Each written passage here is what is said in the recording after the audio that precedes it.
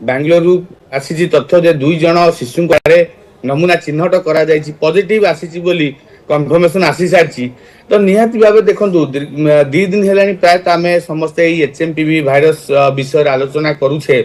एवं ये जो एचएमपीवी कथा कहूचे निश्चित भाव आम जानीचे जे एटा गोटे रेस्पिरेटरी भाइरस माने श्वास निश्वास प्रश्वास जनित गोटे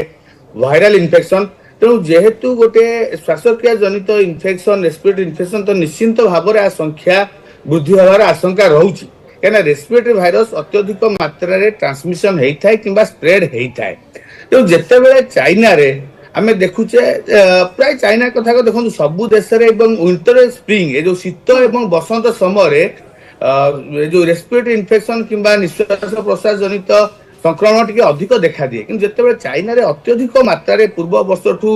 अत्यधिक रोगी संक्रमित हेले तो कौटी ना कौटी सस्पेक्ट है किसी गोटे नुआ भाइरस किंबा गोटे भाइरस किसी गोटे नुआ रूप जोटा कि पिला मानक अधिक संक्रमित करिछि जहाँ भी आपण केसेस देखुछंती प्रायतः शिशु माने बेसी एथरे संक्रमित हेउछंती एवं जत्ते कम बयसर शिशु से माने सेते अधिक गुरुतर होउछंती तेणु आमर भी एठी देखनु जो भारत रे चिन्हट हेइछि बेंगलोर रे 3 मास गोटे शिशु गोटे 8 मास भी शिशु तेणु शिशु माने बेसी एथरे संक्रमित होउछंती एवं जहा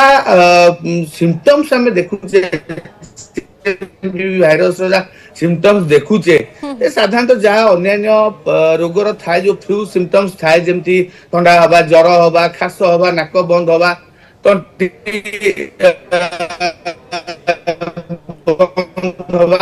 सब लक्षण तो प्राय देखा दिए प्रथम थर के संक्रमित होउछनी युवक माने एते गुरुतर किंबा संक्रमित हुअंतिनी काहेना से माने प्रथम रु इन्फेक्टेड हेई तांको देहरे एंटीबॉडी थाए एवं वर्तमान सुधा हम पाखे जहा तथ्य आसीची एचएमपीवी भाइरस विरुद्ध रे जदी आपनको जो एंटीबॉडी तयारी हेइताय सी आपन के दीर्घ दिन धरि प्रोटेक्शन देई करि देबे आपन लक्षण नै कि कहिले सर किंतु या भीतर स्प्रेड केमिति होउची जदी से एंगल को हम टिके देखिबा ए दुईटी शिशुंकर कोनोसी ट्रैवल हिस्ट्री नाही ना तांकर परिवार रो अछि ना सेमानकर अछि तो केमिति कोन स्प्रेड हैला एचएमपीवी भाइरस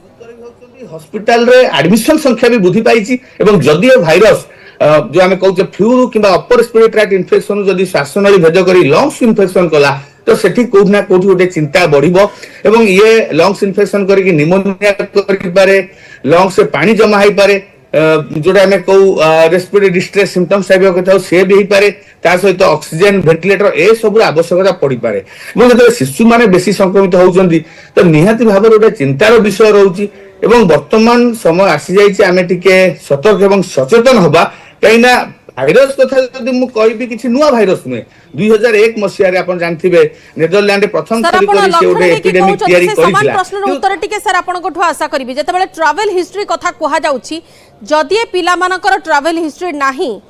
ताहले माने केमिति संक्रमित हेले ताहा गोटे वर्तमान बड़ प्रश्न स्वास्थ्य विभाग एने की क्लियर किछि गोटे मेसेज देबार भी आवश्यकता रहिछि कि पिला मानको केमिति कोन संक्रमित हेउछि किबा वयस्क लोक उठारे जदि संक्रमित हेबो केमिति समान संक्रमित हेउछंती तो निश्चित भाव में मत आशंका लगुच जो भाइरस किसी गोटे म्यूटेशन फॉर्म आसी जदि म्यूटेशन फॉर्म म्यूटेंट फॉर्म आसे तो तार रूप चरित्र बहुत किसी परिवर्तन हो से क्षेत्र में गुरुत्वपूर्ण हबार आशंका बहुत अधिक रोची एवं जदि युवक माने संक्रमित हवा आरंभ हेबे ताहले निश्चित भाव में गोटे पैंडेमिक रूप नहीं पारे क्या जेहेतु पिला माने संक्रमित होउछन्ते एवं तांकर ट्रैवल हिस्ट्री बेसी न थाए बेसी जीवा आसिया किंबा मोबिलाइजेशन न थाए जो युवक माने संक्रमित हवा आरंभ हेबे तो निहाती भाव में जेहेतु से माने बेसी बाहर बुलुछन्ती मोबिलाइज करूछन्ती वरिष्ठ नागरिक कथा कहबा जो मानकर कोमोरबिड केस अछि जो माने अन्य गुरुतर रोग रे मध्ये अछन्ती सेमानको केस रे केते गुरुतर होई पारे भूताणु संक्रमण सीए जते घर को फेरी तांकर पिला सहित मिसिले छोट पिला सहित संस्पर्श आसिले तो सेउटू भाइरस ट्रांसमिट होगा आरंभ हो छोट पिला माने गुरुतर हो जिवे तेणु यही जो चित्र मुझे आशंका करुछि हुए तो आगु को हबार भी आशंका रहुछि तेणु युवक माने निहाती भाବରେ ଭାରତରେ ଯେହେତୁ ଏଚଏମପିଭି ଆକ୍ରାନ୍ତ ଚିହ୍ନଟ ହେଲେଣି ଦୁଇଟି ପିଲା ବର୍ତ୍ତମାନ ଚିହ୍ନଟ ହୋଇଛନ୍ତି ଜଣେ 3 ମାସର ଶିଶୁ ଜଣେ 8 ମାସର ଶିଶୁ ଚିହ୍ନଟ ହେଲେଣି ତ ଭୟ ବର୍ତ୍ତମାନ ସମସ୍ତଙ୍କ ପାଇଁ ରହୁଛି ଅନ୍ୟ ପକ୍ଷରେ ବରିଷ୍ଠ ନାଗରିକଙ୍କ କଥା ଯଦି କହିବା ବରିଷ୍ଠ ନାଗରିକ କିମ୍ବା କୋମୋରବିଡ୍ केस रे जो माने अछंती जो माने अन्य गुरुतर रोग रे पीड़ित अछंती सेमानक क्षेत्र रे केते गुरुतर होई पारे समस्या सर निश्चित देखु जमती आम कहलु जहाँ वर्तमान सुधा रिपोर्ट आसुची प्राय ପିଲାମାନେ ସଂକ୍ରମିତ ହଉଛନ୍ତି। ଯେମିତି ମୁଁ କହିଲି ଯେ ଏ ଭାଇରସ ଯାହା ଆମେ ଏପର୍ଯ୍ୟନ୍ତ ହିଷ୍ଟ୍ରି ଦେଖିଛେ ଯେ ଥରେ ସଂକ୍ରମଣ ହେଲେ ତା ଯୋଉ ଆଣ୍ଟିବଡି ଡେଭଲପ ହେଇଯାଏ, କାହିଁକି ନା ସାଧାରଣତଃ ଗୋଟେ ଭାଇରାଲ ଇନଫେକ୍ସନ ପରେ ଦେହରେ ଅଟୋମେଟିକ ଗୋଟେ ଆଣ୍ଟିବଡି ତିଆରି ହୁଏ, ତ ସେଇଟା ବହୁତ ଦିନ ପର୍ଯ୍ୟନ୍ତ ପ୍ରୋଟେକ୍ସନ ଦେଇଥାଏ। କିନ୍ତୁ ଯଦି ବୃଦ୍ଧ ବୟସ୍କ ଯୋଉମାନେ 65 ବର୍ଷ ଉର୍ଦ୍ଧ୍ୱ ଅଛନ୍ତି, ଡାଇବେଟିସ୍, ବ୍ଲଡ ପ୍ରେସର, ଅନ୍ୟାନ୍ୟ ରୋଗରେ ପୀଡ଼ିତ ଅଛନ୍ତି, କିଡନୀ ରୋଗୀ ହେଲେ, ଯୋଉମାନେ ଡାୟାଲିସିସ୍ ହଉଛି, କ୍ୟାନ୍ସର ରୋଗୀ, ଯୋଉମାନଙ୍କ ଇମ୍ୟୁନିଟି ବହୁତ ମାତ୍ରାରେ କମ, ସେମାନେ ଏଚଏମ୍ପିଭି କଣ, ସେମାନେ ସମସ୍ତ ପ୍ରକାର ଇନଫେକ୍ସନ କଥା କୁହନ୍ତୁ, ସବୁବେଳେ ପାଇଁ ସେମାନେ ସମ୍ବେଦନଶୀଳ ବର୍ଗ ରୁହନ୍ତି। ତେଣୁ ସେଥିପାଇଁ ଆମେ ବି ଆଶା କରୁଛେ ହୁଏତ ବୃଦ୍ଧ ମାନେ କିମ୍ବା ସ୍ପେଶାଲ ଯୋଉ ରୋଗ ଅଛି ସେମାନେ ବେଶୀ ସଂକ୍ରମିତ ହେବାର ଆଶଙ୍କା ରହୁଛି।